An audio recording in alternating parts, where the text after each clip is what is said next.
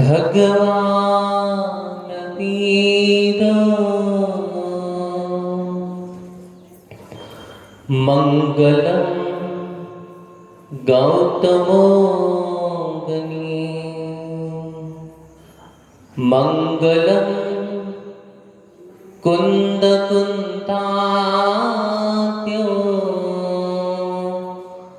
जैन धर्मोस्तु मंगलम सर्वमंगल मांगल्यम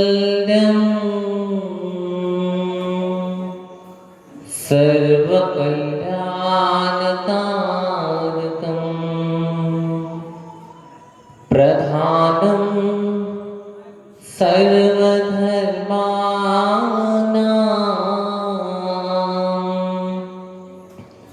जैनं जयतु सांसुनं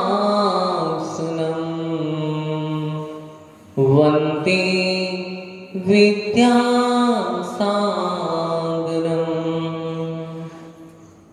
स्याहि समुद्रधरयो लिपि सर्वभाषा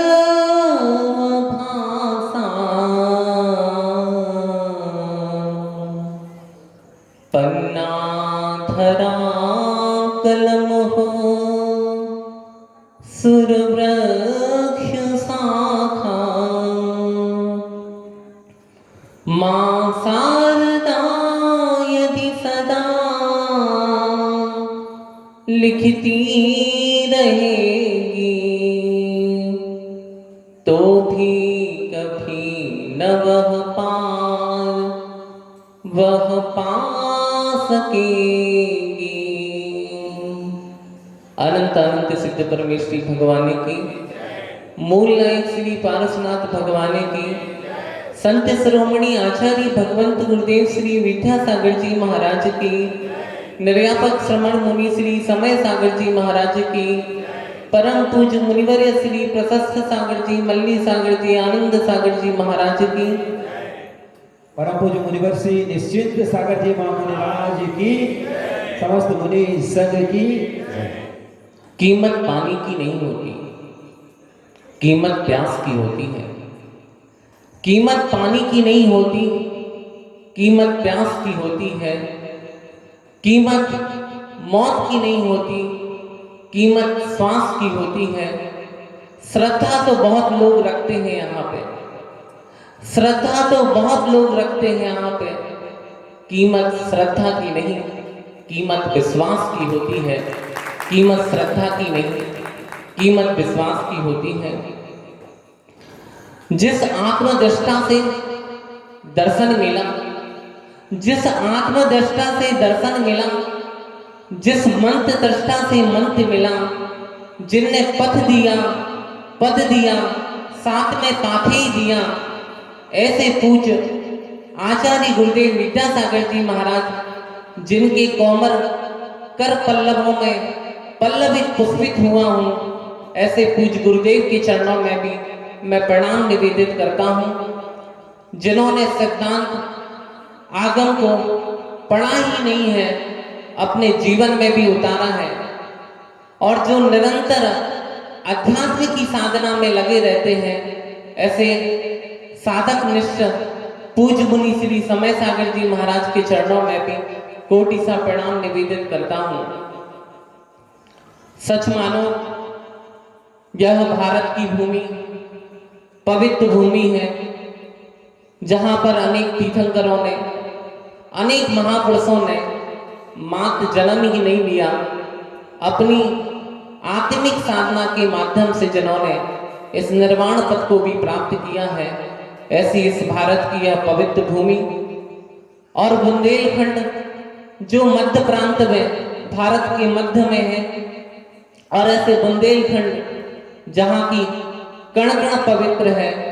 सच मानो यह अनेक सिद्ध क्षेत्र, अनेक अतिशय क्षेत्रों से जो घिरा हुआ यह आपका सिद्ध क्षेत्र नैनागिर है। सच मानो नैनाभिराम जो नयनों को आनंदित करने वाला हो, जो नयन को अविराम मतलब एक आत्म शांति देने वाला हो। सच में मानो यह क्षेत्र ऐसा प्राकृतिक सौंदर्य से भरा हुआ यह क्षेत्र है जहां पर तीर्थंकर पार्श्वनाथ भगवान का समूह शरण आया था। सच मानो यहाँ की तो माटी क्या, कई योजनों तक यहाँ का जो समूह शरण की जो छाया पड़ी होगी वो सच में ऐसी पवित्र मालूम पड़ती है।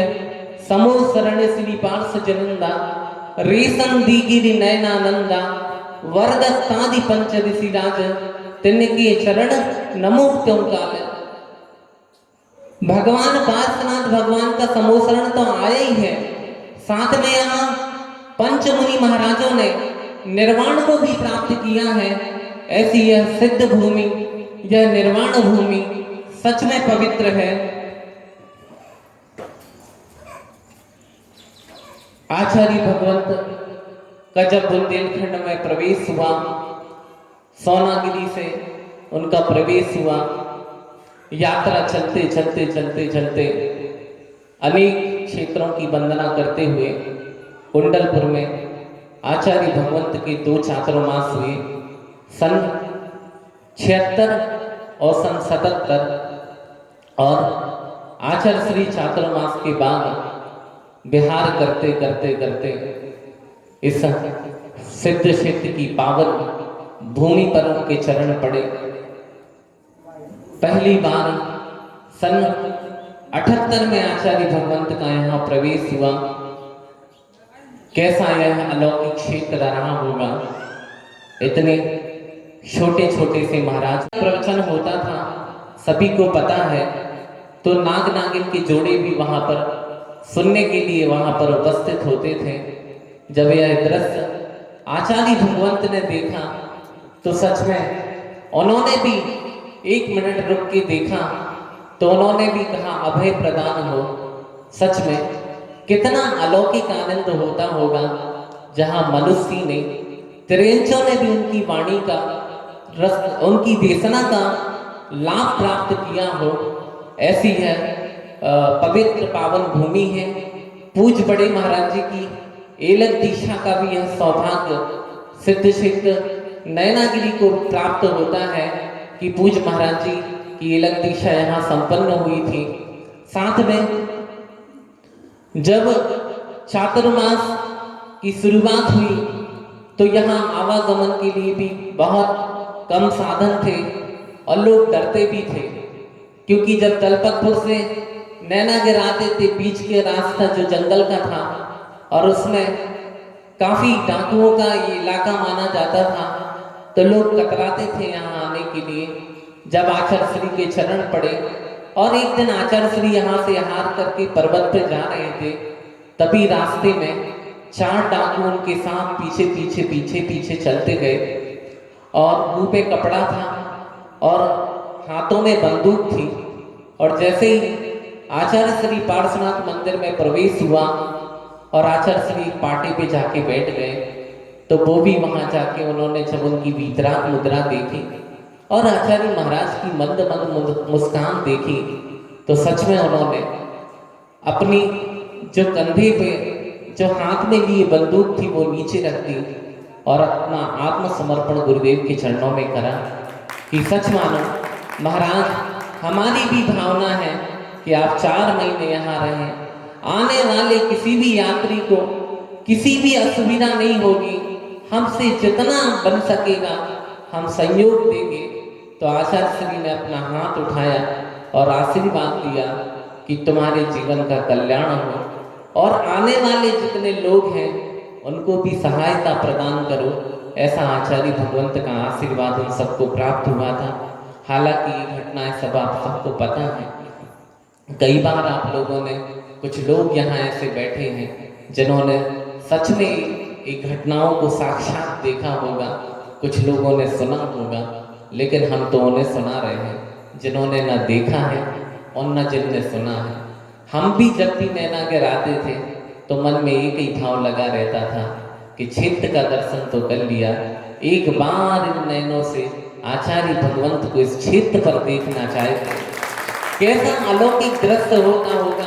हम लोग तो गुरुदेव के चरणों में बैठे हैं और जब आचार्य भगवंत के माध्यम से जब यहाँ के बारे में या कुछ यहाँ के संस्मरणों को कोई साधु संत या कोई आरिका माता जी के मुख से जब हम लोग सुनते थे, तब मन में ऐसा लगता था कि भगवान ऐसा अवसर कब प्राप्त होगा जब हम भी यहाँ देख पाएंगे ऐसे अलौकिक आचार्य जिनकी अद्भुत आत्म साधना ऐसी चर्या इस क्षेत्र पर हुई, जिन्होंने घंटों घंटों नहीं दिनों दिनों तक खड़गासन में खड़े होकर आचार्य महाराज ने जहाँ पर सामायिक की हो, एक आसन पे बैठ के एक दिन नहीं, 2 दिन नहीं, ऐसे 3-3 दिन निकाल लिए हो एक आसन में और बैठकर आचार्य महाराज ने ऐसी आत्म साधना की है। सच में बहुत अद्भुत अलौकिक क्षेत्र है। जब वहाँ ऊपर पहाड़ पे जाते हैं तो ऐसा लगता है कि बस एकांत में जाके बैठ जाओ। कैसे इसी छोटी सी युवा अवस्था में आचार्य महाराज ने अपने मन को मोड़ के दीवार की तरफ पीठ दिखा के ऐसी आत्म साधना की होगी। सच में ऐसा इस क्षेत्र पर उन्होंने आज इतना सारा पुण्य अर्जित किया होगा कि आज उनकी प्रभावना आप सबके बीच में दिखाई देती है कि जितना जितनी उनकी आयु बढ़ती जाती है और उतनी उतना उनके शरीर का तेज भी बढ़ता जा रहा है और उनकी प्रभावना भी बढ़ती चली जा रही है। साथ में आचार्य महाराज के 78 के चातुर्मास में क्षुल्लक दीक्षाएं भी संपन्न हुई।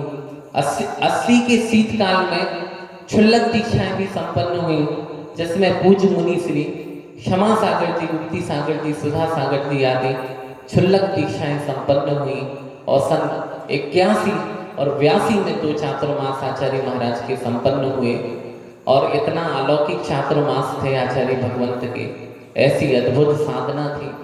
अनेक कम से कम 5-6 समाधियां यहाँ हुई और उन्होंने आचार्य महाराज ने बड़ी सेवा और निष्ठा के साथ अपने निर्यापक पद का निर्वाह करते हुए उन्होंने संलेखन समाधि को भी इस कार्य को भी उन्होंने संपन्न किया। आचार्य महाराज के माध्यम से 5 समाधियां यहाँ हुई। मुनि समाधि सागर जी, स्वभाव सागर जी, समता सागर जी आदि। एक छोटा सा संस्मरण हम आपको सुनाते हैं और अपनी बात पूरी करते हैं। सारा संघ पहाड़ पे था। उस दिन आचार्य महाराज जी का उपास था। एक महाराज जी की समाधि चल रही थी। तब 2-3 महाराज जी वहीं आपस में बैठे थे तो आचार्य श्री ने कहा कि महाराज जी आप लोग जाइए, आहार करिए, आज तो हमारा उपास है, हम बैठते हैं महाराज के पास और उनकी सेवा करेंगे और जो भी कुछ पाठ आदि है, जो भी सुनाना होगा वो हम सुना देंगे, आप लोग जाओ अच्छे से आहार करिएगा। और बीच में क्या हुआ, महाराज जी को काफ़ी कफ आ गया समाधि के बीच में, तो वहाँ कोई पात्र भी दिखाई नहीं दे रहा था। तो आचार्य श्री ने अपनी दोनों अंजलियों को उन महाराज के सामने रख दिया और वो जो कफ था, जो वमन था, वो आचार्य श्री अपने हाथों में लिए रहे। अब महाराज जी तो अभी 5 मिनट पहले ही गए थे आहार करने के लिए और 1 घंटे तक किसी को आना नहीं वहाँ, और बिना पिच्छी के इसको कैसे विसर्जन किया जाए, पिच्छी भी उठाते नहीं बन रहे। तो आचार्य श्री आँख बंद करके बैठे रहे। जब वो महाराज जी आहार करके आए, उन्होंने देखा कि आचार्य श्री अंजलि वाले बैठे हैं। थोड़े पास से देखा तो महाराज जी इस कप को अपने हाथ में लिए थे। जब महाराज जी आए, उनको पिच्छी बाजू में फंसाई और उनको बाहर जहाँ स्थान था उस विसर्जन करने का, वहाँ पर ले गए और उन्होंने शुद्धि की। ऐसा अलौकिक आनंद इस क्षेत्र पे रहा होगा। आत्म साधना के साथ साथ दूसरों की सेवा के प्रति ऐसा वात्सल्य भाव उनके जीवन में सतत बना रहता है। बस हम तो यही कहना चाहते हैं कि आप लोग ऐसा पुण्य बढ़ा, बार बार बड़े महाराज को निवेदन करो, गुरुदेव के चरणों में जाओ और उनसे भी प्रार्थना करो कि हे भगवान, आपके चरण इस नैनागिरी क्षेत्र पर पहुँचे और हम सबको आपकी दिव्य देशना का लाभ मिले। जब तो 4-5 महाराज जी थे, बाद में दीक्षाएं हुई, बहुत सारी दीक्षाओं का क्रम रहा। मुनि श्री क्षमा सागर जी आदि गुप्ती सागर जी, संयम सागर जी, ऐसी 3 मुनि दीक्षाएं संपन्न हुई। और जब पंचकल्याणक 1987 में हुआ, तब पंचकल्याणक में सबसे पहली बार आचार्य भगवंत ने आदिका दीक्षा प्रदान की थी।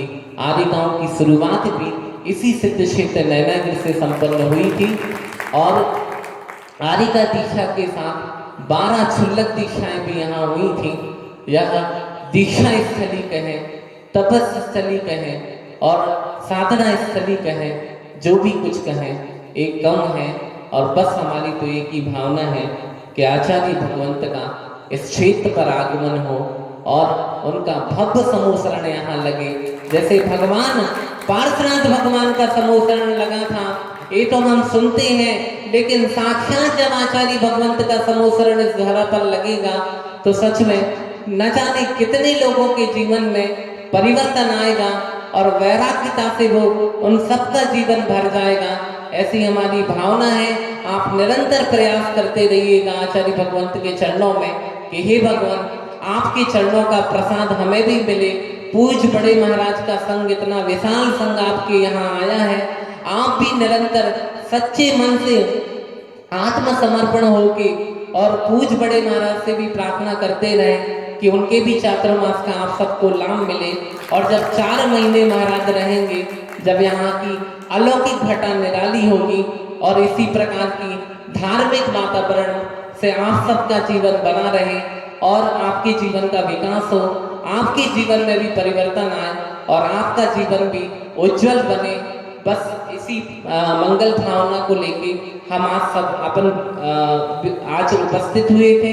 हमने अपने विचारों को आप सबके बीच में रखा और मैं भी प्रभु से प्रार्थना करता हूँ, आचार्य भगवंत से प्रार्थना करता हूँ कि हे भगवान, आपके दर्शन हमें भी इस क्षेत्र पर हो, जिससे हमारी भी मन की जो मनोकामना है, जो भावना है, वो भावना भी पूरी हो सके। बोलिए आचार्य भगवंत गुरुदेव विद्यासागर जी महाराज की बोधि समाधि परिणाम सिद्धि सात्मोपलब्धि शिवसौख्य सिद्धि चिंतामणि चिंतित वस्तुदाने तम वंदमान।